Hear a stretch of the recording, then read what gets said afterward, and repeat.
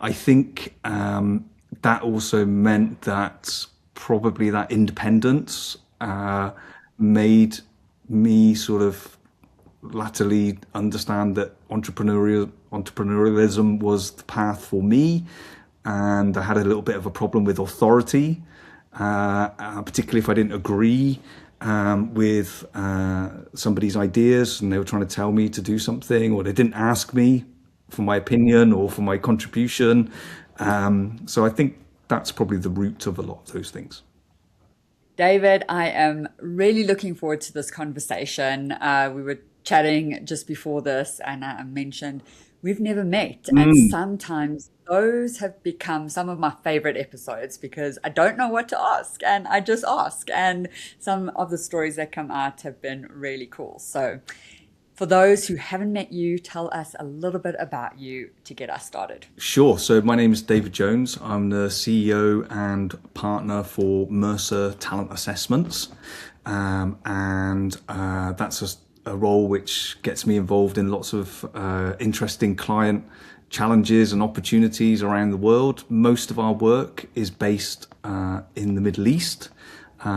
We were an acquisition by Mercer about 3 years ago almost. And so that's where we grew up. I've spent about 30 years working and living in the Middle East.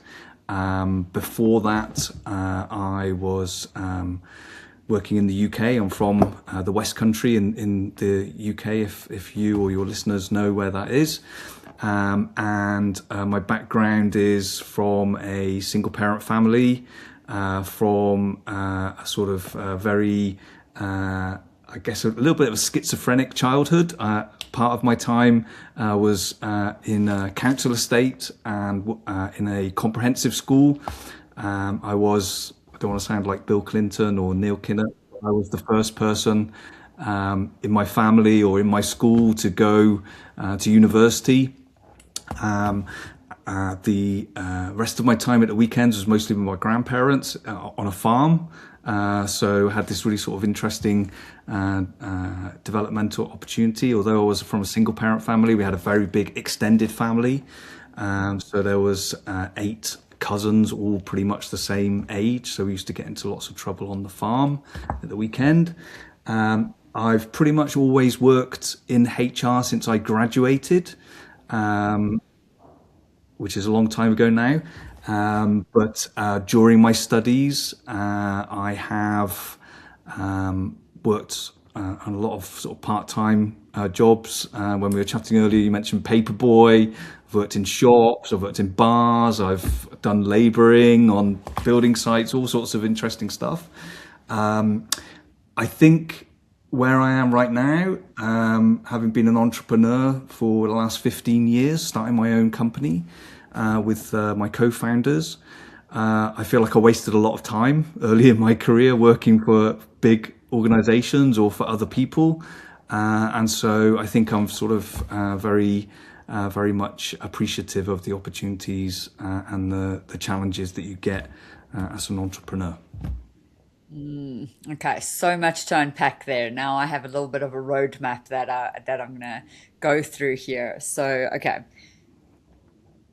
you're gonna have to explain the school. So you say what Yes, did so you call it? A in the comprehensive UK, school? So was that your childhood, like yes, in America they call it elementary, yes, then middle, then high, but in South Africa it's primary and yeah. high. So that, So was that like your yeah. So in the UK, we'd call that schooling? secondary school. So that's like Mhm. 11 to 16.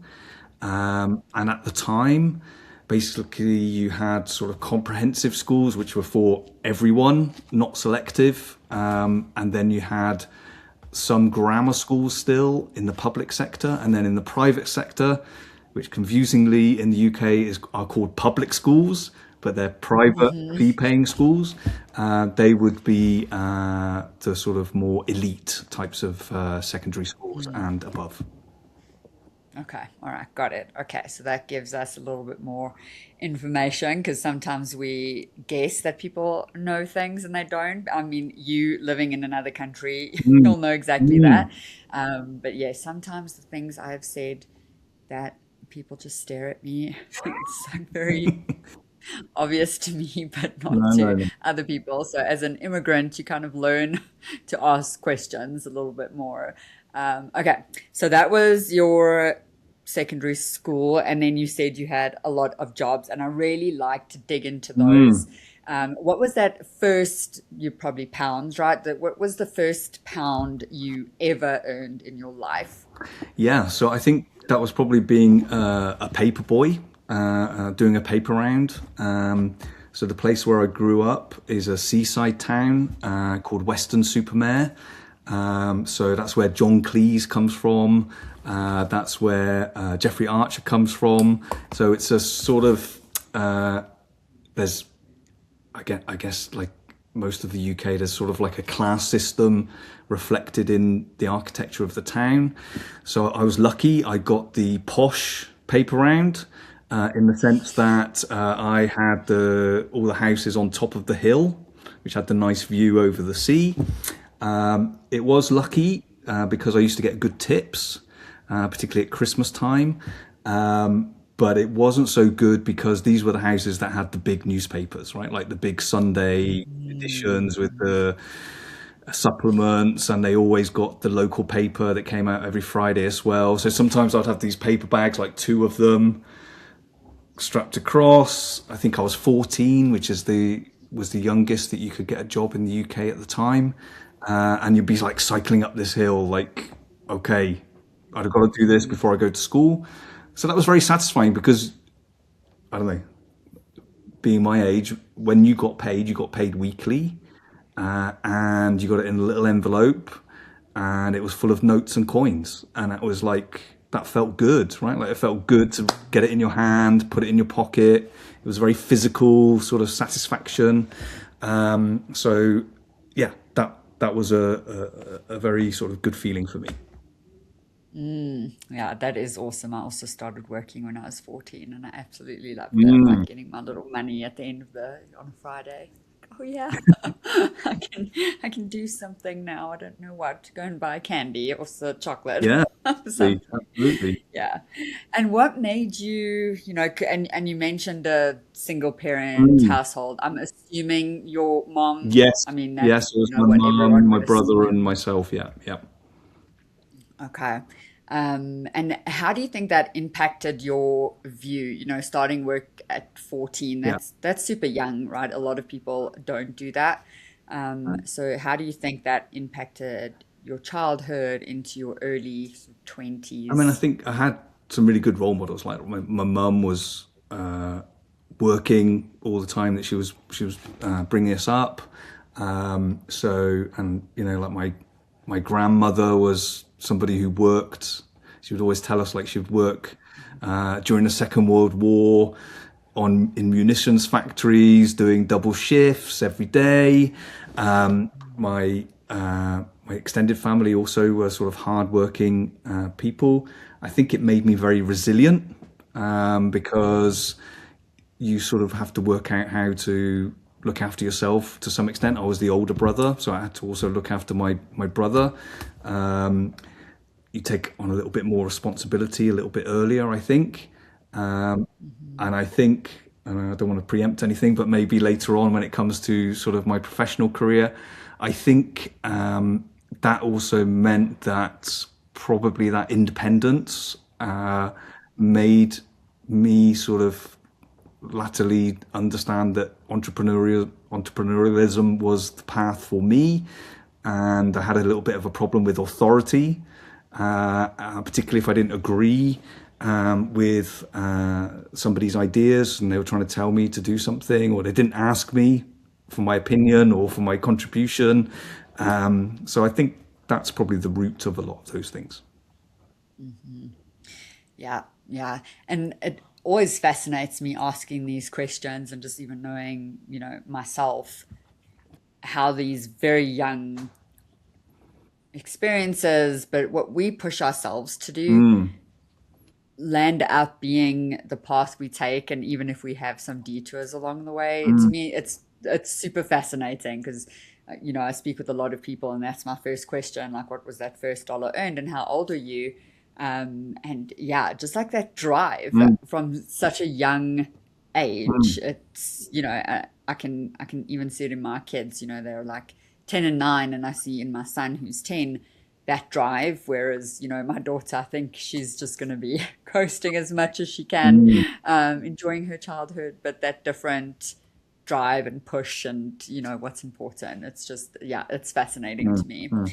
All right. And then you said, and we actually have a lot in common because you said you were the first person in your family to Yes, go to yes, university. yes. And yeah, so was I. So Okay.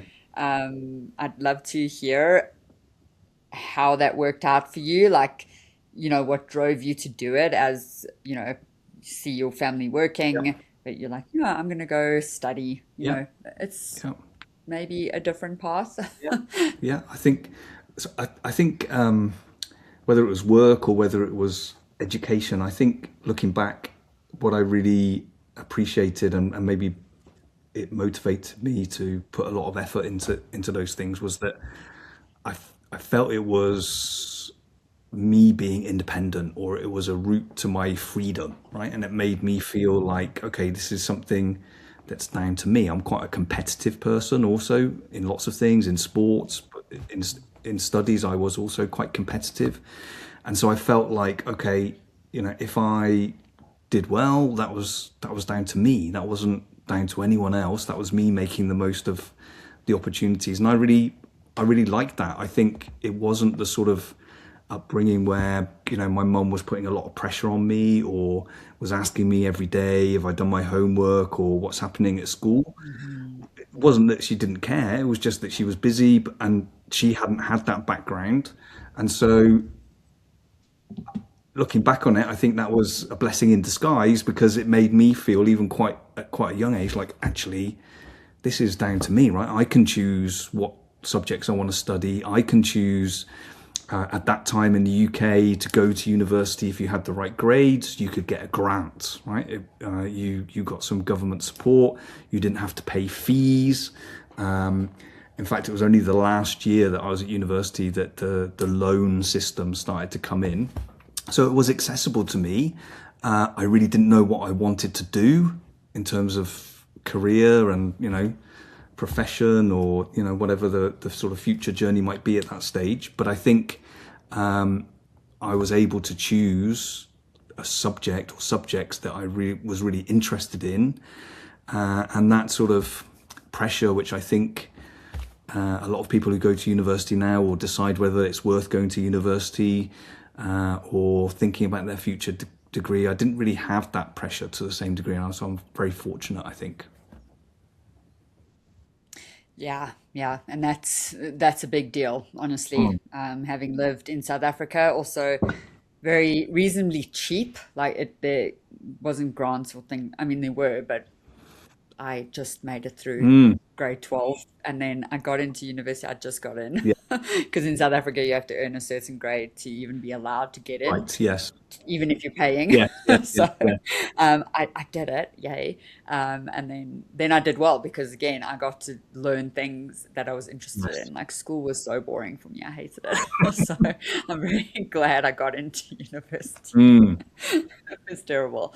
Um, yeah, so and then I'm assuming you worked the whole time Yeah. if So you pretty started much working at 14. weekends. So what were you doing and then what did you study that then got you into HR? Because you said you kind of started from the beginning. Yeah. So I did a lot of evening work and weekend work in bars and pubs, Mhm. while I was studying during term time, and then normally on the holidays, I would either work in a shop, supermarket like Marks and Spencers, every Christmas, which was sort of a very busy time.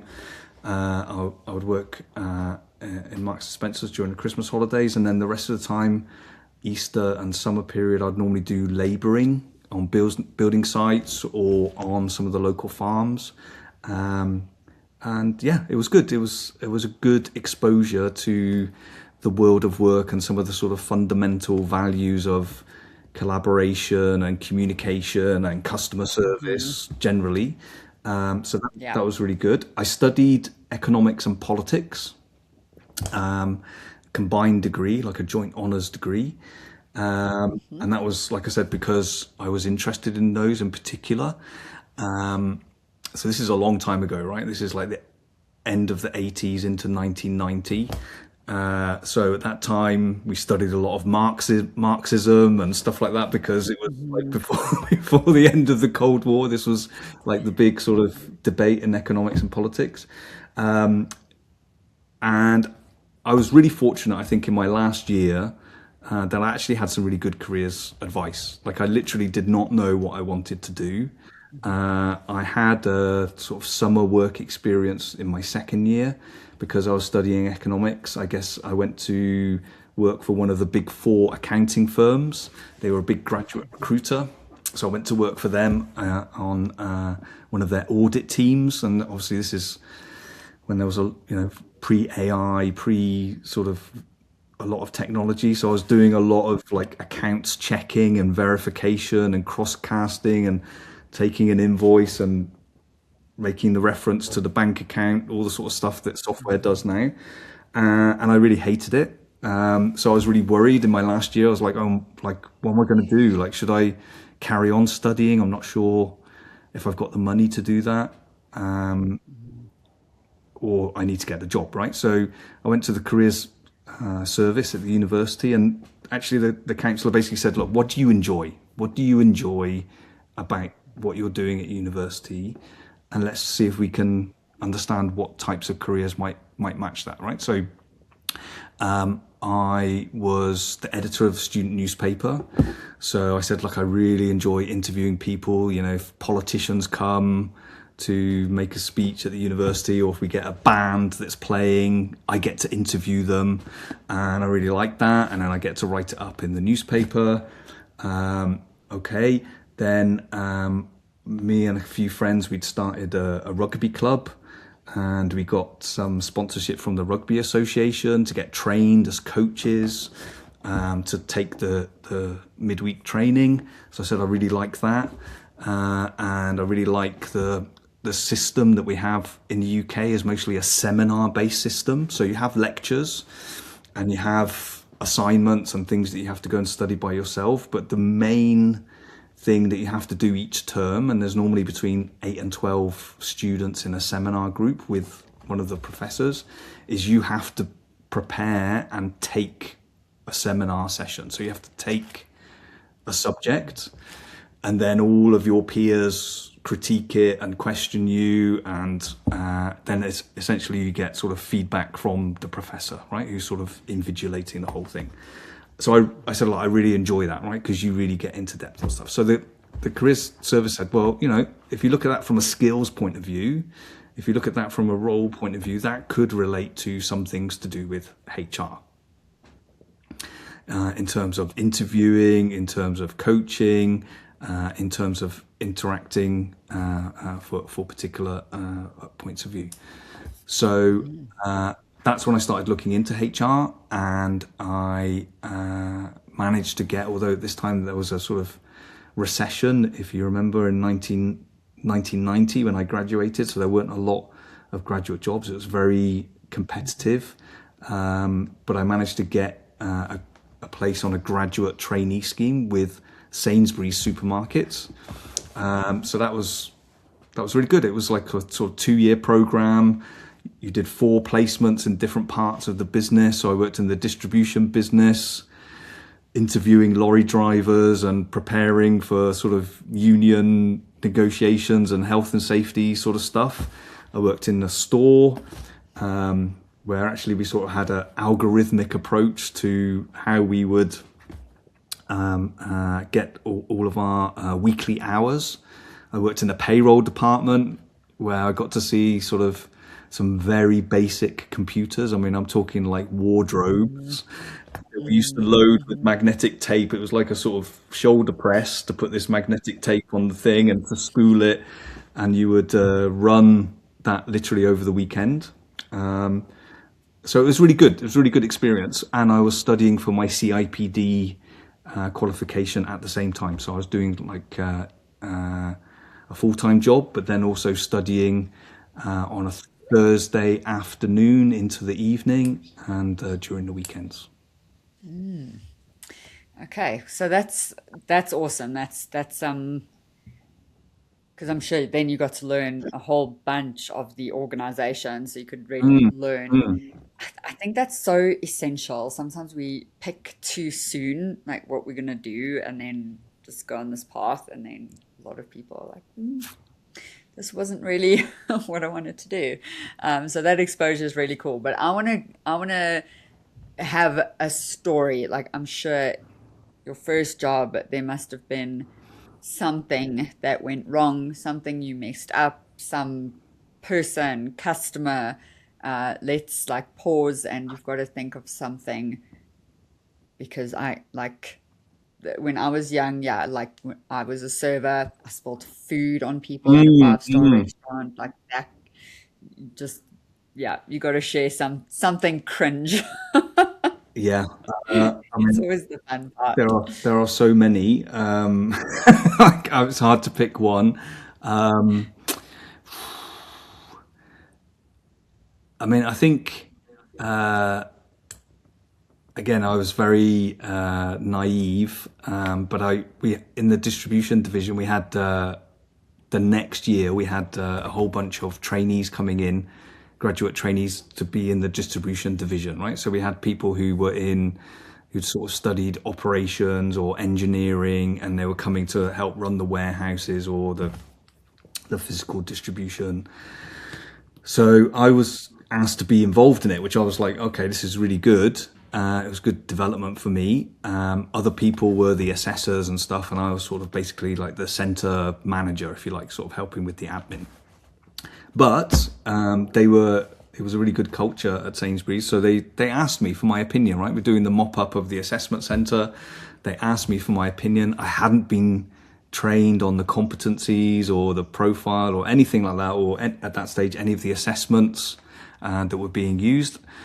And so I sort of basically just gave my opinion, right, in terms of who I liked and who I didn't like. So it was like a case study in the worst way to possibly sort of assess or to rate people. And yeah, I was, yeah, I was, it was a good learning experience for me, a negative learning experience, because it wasn't very professional and it wasn't sort of something afterwards that I would want to stand behind. It was very much opinion based. And it definitely is something that's sort of, I've tried to avoid ever since for sure. Yeah, I can imagine that. I'm the worst person to recruit anyone or to give any sort of opinion. Like, yeah, they look really nice and they really need the job, so let's give it to them. Yeah, so that's not my strength, so I can completely relate to that. All right, and then so were you only at Sainsbury's for the 2 years, and then did Uh, you move on, I was or there from for a that little 2 year bit program longer. did Yeah, you stay? I was there for a little bit longer. I think about 3.5 years, and then I had met my wife and we'd got married, and she was working in Bristol, which is near to where I grew up. So, and the Sainsbury's job was based in London, which I guess I sort of enjoyed, but not a lot because I didn't have a lot of money, and it's a very expensive place. Hmm. And so I was very keen to move out of London at that point. Yeah. So I Okay. then got a job with a bank called the Bristol and West Building Society, Hmm. which became part of the Bank of Ireland. That was Hmm. my next job. Yeah. Okay, awesome. Yeah, London is nice for a time. I lived there for 2 years, Mm. and that was super fun. But I can totally get that you want to leave. It's great while you're there, but then Yes. it comes time Yeah. that Yeah. it's done. Yeah, for me anyway. That I mean, I'm sure a lot of people live there forever, but that's not, um, yeah, the place. Okay, so now you move to a bank from Yeah. Sainsbury's to a bank, but all this time you're in HR. I want Always to in. So yeah. understand you because I think a lot of people that listen to the show are a little bit, I don't know, career confused, or maybe realize now I've made a mistake. I'm 10 years into my career, but it's not lighting me up. So Mm. because you chose it so early, and I'm Mm, similar, I chose my field still when I was in university, and I have not changed. mm, Um, what does it feel like to kind of know that you're on the right path mm. with what the work you're doing? Like, what does it feel like? What does your day look like? Like Yeah, that, if you were to tell someone, like, yeah, I think trust your gut, yeah, change, or trust your gut, stick with it, because there's hard days, right? yeah. And not everything you're going to love. Yeah, Go. so I think for me, having the chance to have a sort of very broad experience at Sainsbury's in lots of different areas, I knew what type of HR I wanted to go into. So at that stage, we called it HR development. It's now called talent management, and that would include leadership development, and it would include doing talent assessments and all the sort of learning journeys and everything around that. So for me, what I really enjoyed about that, I think obviously there's a lot to do with people, and I think this is probably less so now than at that stage, but I used to really enjoy working with people and interacting with people. Now I'm a little bit more of an introvert, I would have to say, and I get a lot more of my energy from working by myself. But at that stage, I think working with others, collaborating, communicating, helping to set a common goal was something that I really enjoyed. I think the transformation aspect of it, there was normally a strategy or a change or new technology that was coming in, or there was some anchor which was the focus of the objective. So it was not just sort of socializing with people, it was trying to understand people and trying to achieve a common goal at the same time, right? So that's a really good feeling. I think that feeling of working together on things that you share an interest in. I think that's really good, and really good to be able to learn from people around you. I think it was really about people, as I said, processes. I was less interested in the policy aspect, but I got very involved in technology. I think HR technology was just starting at that point, and I was able to get involved in designing and implementing and customizing lots of HR systems, which was really great. And then I think productivity is a big aspect, as well as positivity. So those sort of four P's altogether were the things that I think crystallized around me focusing on this sort of HR development, competency development, and talent management as it's become now. Okay. Yeah, that's awesome. Yeah. Um, I want to dig into, because you said you feel like you wasted time in your career. And I feel like a lot of people think like that. Definitely me. I also love running my own Mm, business and mm, feel like I could have started sooner, or I had it in me sooner than I took the plunge, because it's very scary to kind of go out on your own. So looking back, because hindsight is a wonderful thing, mm. why do you feel like that? Why do you feel like you wasted time, to use your Yeah, own words? yeah. So I think the the sort of aha moment for me was when, and I've started a few companies now, I've been involved in startups, but I think when me and two other people, we'd been talking about for a long time, starting this company called the Talent Enterprise, which was acquired by Mercer most recently. So this was about 15 years ago. We started this company, and quite quickly we were picking up really good projects and really good clients. We were working in Dubai, so it was really good timing. The market was booming, the aspiration was there, and I think I was able to put a lot of effort into that. I left the job, full-time job that I had before. I was the first one of the three founders to do it. So it was about 6 to 9 months where I was sort of working pretty much alone as the face of the company, and the other people were supporting me before they'd left their full-time job. And I just felt the feeling was like the shackles have been removed. I felt like I had a lot of energy. I knew what I wanted to achieve, and I could make a decision and implement it straight away.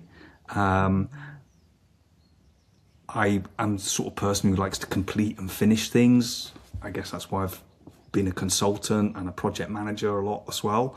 So that was always satisfying for me. And so sometimes it was frustrating, whilst I understand the hierarchy and sometimes organizational politics and stuff like that. I never really sort of relished that game. That wasn't the game that I really wanted to play. I'd rather just focus on the more sort of formal milestones of getting things done and doing good work. And so when I was in that startup environment and when it was taking off very, very quickly, and I was able to put a lot of time and a lot of effort into it, it was just such a feeling of freedom and such a feeling of, I don't know, that you had independence and you were able to make decisions and you are accountable for those decisions, and you sort of got pretty immediate feedback, right, from your clients. Whereas I think particularly working for larger organizations, I've always felt like there's sort of like a lag when you do something. If it's something really brilliant or if it's something really terrible, often there's a sort of lag where you get to hear about it 6 months later in a performance review, or somebody makes a comment like out of context or something, and you think, oh, okay, that's about that. Like, that's such a long time ago, and like, why didn't I know about that at the time, right? It wasn't like that. So I really felt like the shackles were off. I felt like, okay, there was a great sense of release. I think whatever's left of my career, then I want to sort of try and replicate that as much as possible. Yeah. Oh, I love that. And the question going off in my mind, and I was actually thinking, okay, maybe I should speak to David after this podcast to find out. But then I'm like, no, maybe other people are interested too. So how do you start a business and then take it to a place where a company acquires it?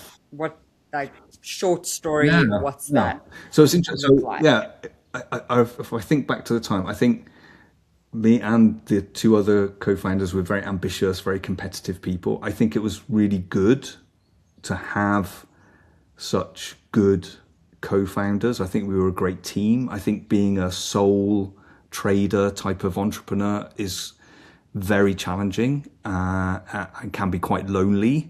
And I think sometimes that sort of trusted challenge that you get from working in a small, close-knit team, I think is really, really good. So I think that's important.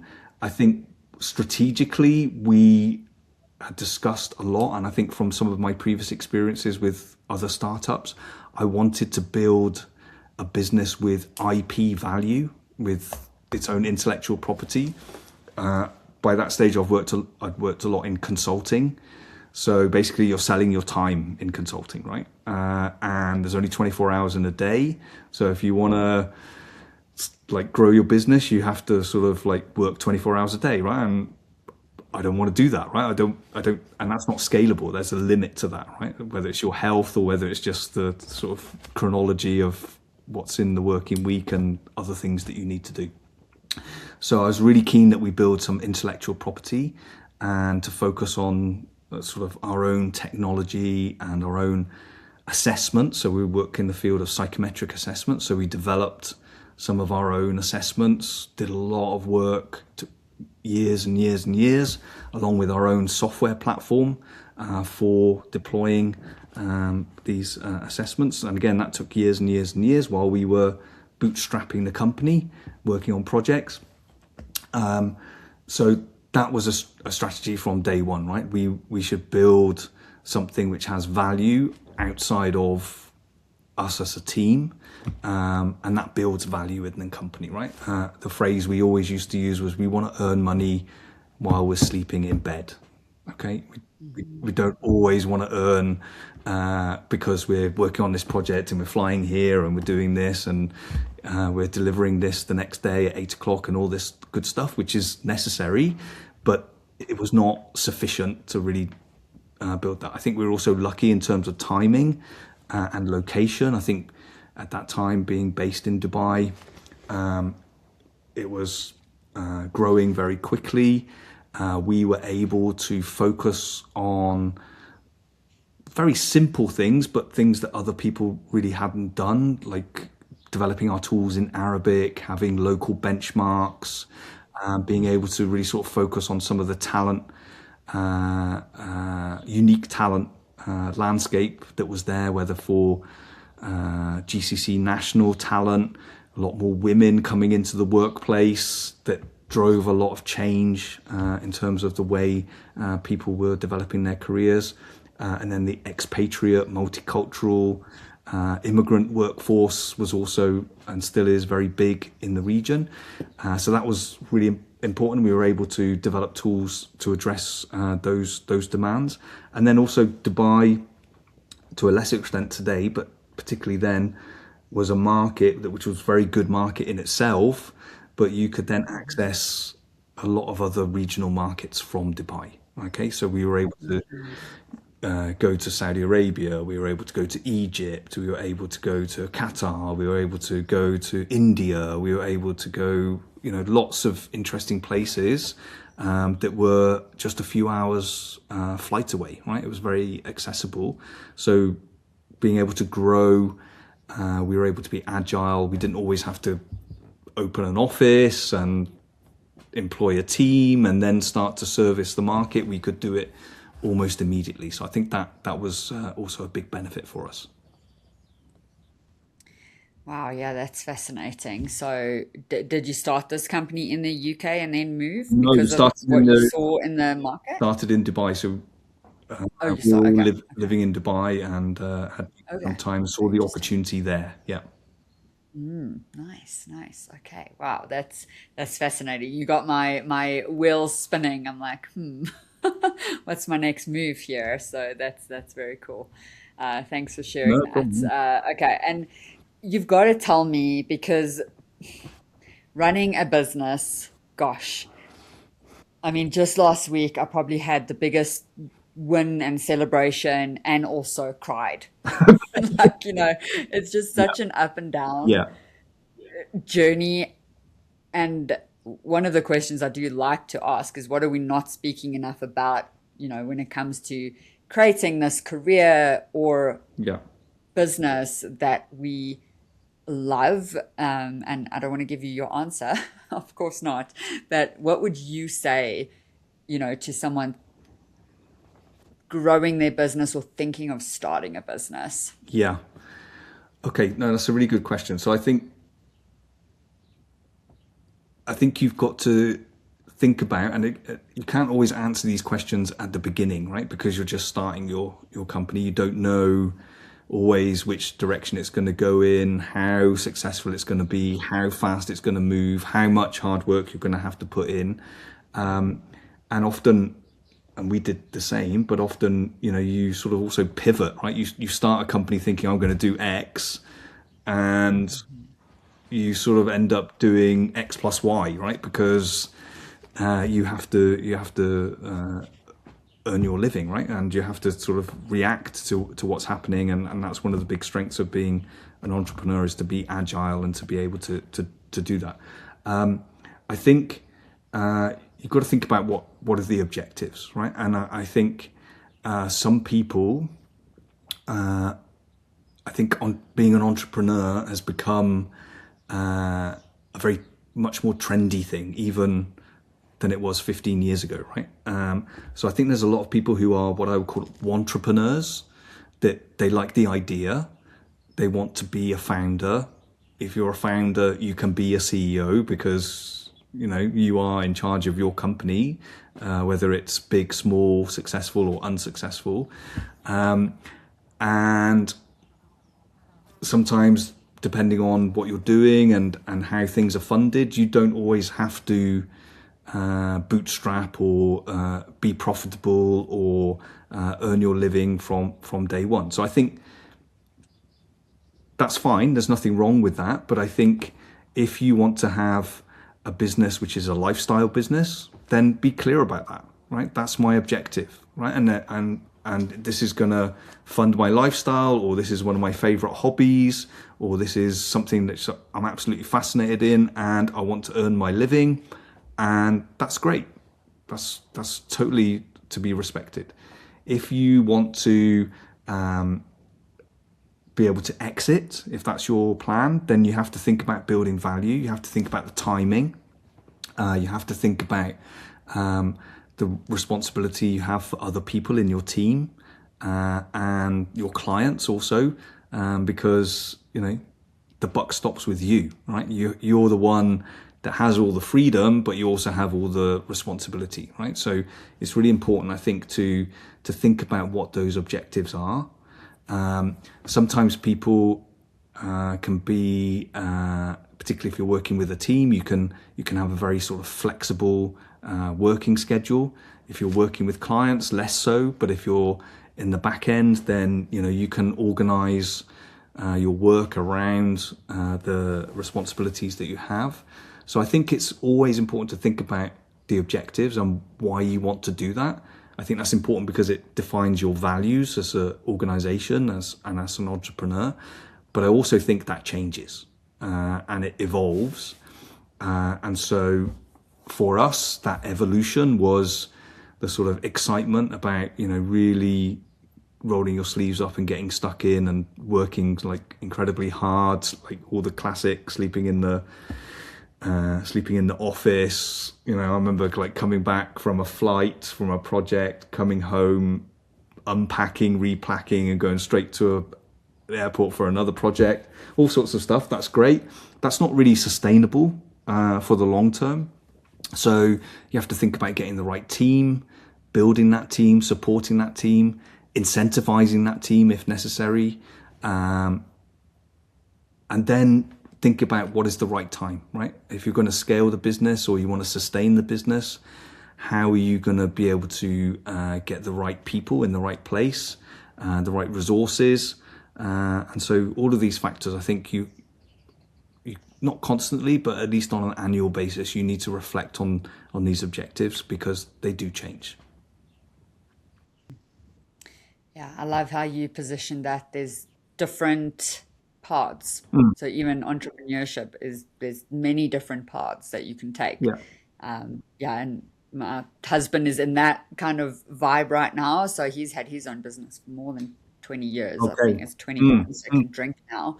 But yeah, he's the same. He'll like come home sometimes less than 24 hours and then he's gone again. So that it is rough and it is hard, but also because he's building this thing, right? Yeah, absolutely. So I totally get that. And I think I'm still at that founding stage. I'm really wanting to scale and really have an impact on the entire industry. That's my objective, not a lifestyle. I'm like, I've got big goals. That's good. That's really good. Which are a little bit crazy sometimes. No, that's but good. that's good. All right, so you did that. You mentioned, because I'm just trying to pick up all these things, that you've done this more than once. You haven't just had one business. Yeah. So why?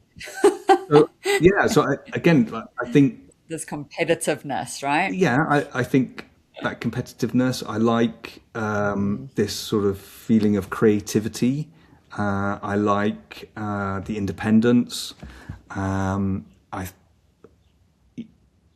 like that sort of feeling of, I think, particularly in the early stages of starting a business, you sort of, you wake up in the morning and you literally think, okay, what am I going to do today to earn a living, right? Or how am I going to build this business to a state where I can sustain my aspirations and the aspirations of the team and the growing, number of people that you're working with and working for in your clients. So that's a really good feeling. I like that. It's a discipline. I don't think you always have that every day to the same extent if you're working for a big organization and you're an employee. and you're someone who doesn't necessarily have the impact on decision making, it can be that you have a bad day, okay, and it's like doesn't really sort of make a big difference, right? So I think that I like that discipline. I like that. That's a sort of triple espresso in the morning that makes you think, okay, I'm getting on this. So I think that's a common theme, and yeah, trying to do something which is different, differentiated, something which is contributing something which wasn't there already. I love that. All right. Oh man, I feel like this podcast could go much longer, but I'm just looking at the time and I didn't realize how fast it's gone.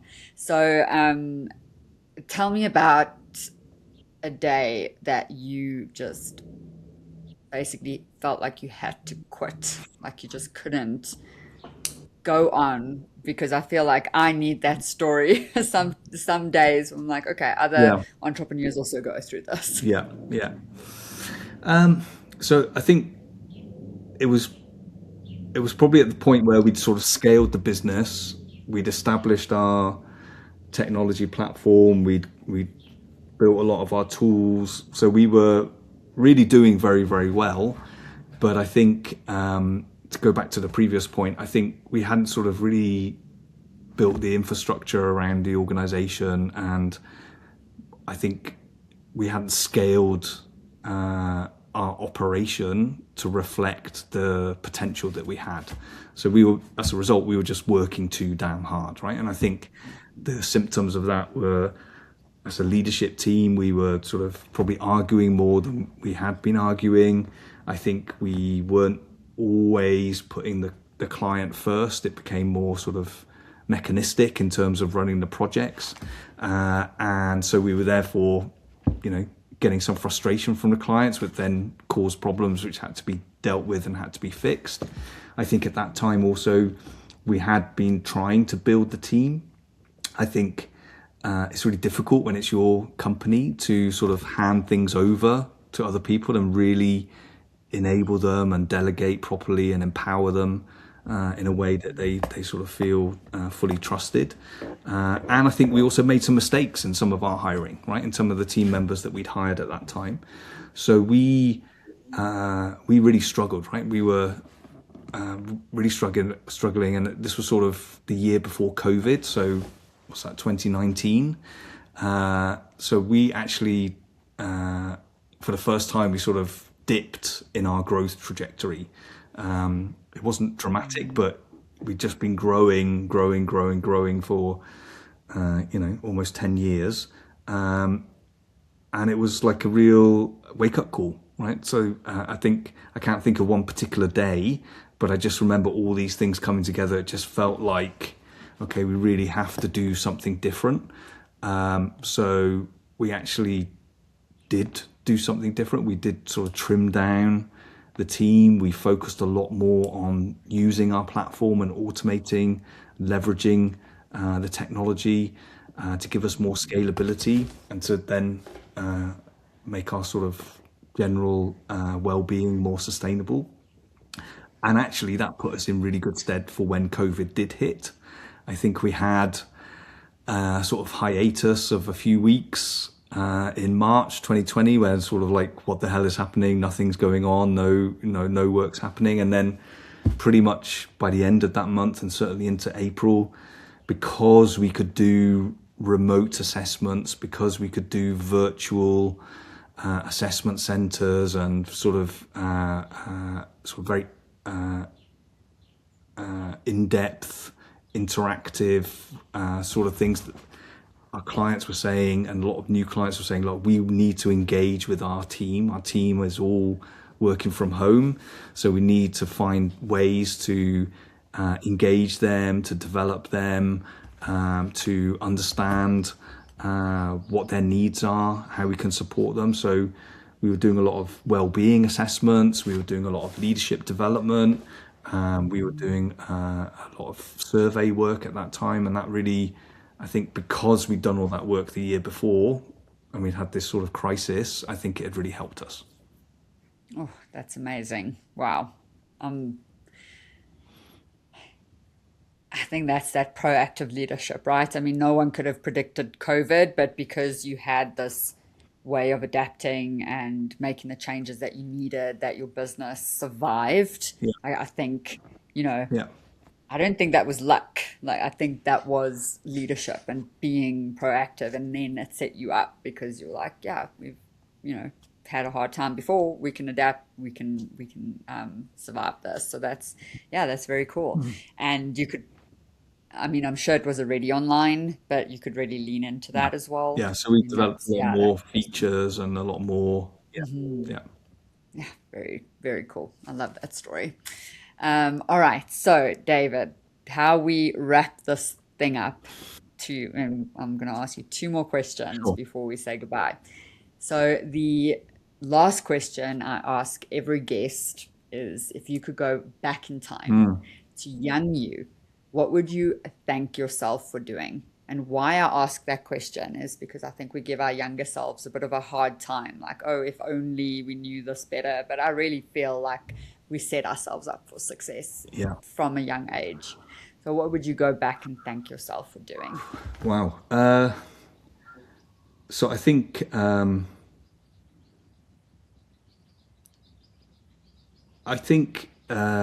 I was to pick one thing, then I would say trusting my judgment. I think was a really good thing. Like I had to make a lot of choices in my studies or in my career, and I always tried to choose the sort of new area or the developing area in HR and elsewhere. So I think that was good. It would have been easy to sort of do the very well established type of stuff that felt safer. But I think trusting my judgment and being able to take a risk, I think was would be the one thing that I would pick. When did that first appear for you? Like, how old were you? Were you So a kid I or in your 20s? yeah, I mean, I think I'm thinking from a career perspective, right? So I'm thinking, I remember when I was working for the bank that I talked about earlier, my boss, we were talking about a restructure, and he had a role in mind for me, and he was like, okay, this is going to be your job. It was like a HR business partner, and you're going to be responsible for policies and for doing all this good stuff, essential stuff. And there was another box on the grid, and I was like, okay, what's that? Oh, this is a new area. We're going to develop. It's called competency development officer. We're going to develop competency framework. We're going to use it in performance management. We're going to use it for recruitment. We're going to use it in leadership development. And I'm like, that sounds really good. I want to do that job. Like, is that job open? What does that involve? I was like all over it, right? So I think that's one moment that I can think of. Yeah. Nice. That's awesome. All right. So tell us who should contact you. Why should they contact you? Like, what are you doing today and who do you serve? Yeah, so from a business point of view, our clients are people who want to undertake talent assessments. That could be for talent acquisition, that could be for leadership development, that can be for employee well-being. So anything to do with positivity or productivity or making the right choices, identifying high potential or doing succession planning, then you can contact me for that. I'm also very interested to support people if they want any sort of broader advice or informal, non-commercial type of thing. You can always ask me a question. I'll try my best to answer that. I think that's something which I'm becoming more and more interested in as my career's developed. I think I've benefited from a lot of advice and a lot of coaching, so I'd like to offer that to everybody as well. Nice. That's awesome. All right. I might be your first call on that list. Any final things that you want to say before we need to say goodbye? No, thank you so much, Candice. I think you've been very graceful because maybe your listeners who don't come from the rugby playing parts of the world will not know this, but South Africa is actually the double world champion, and they are kicking everybody's butt at the moment, including England recently. So thank you for not mentioning Of that. course But, we are.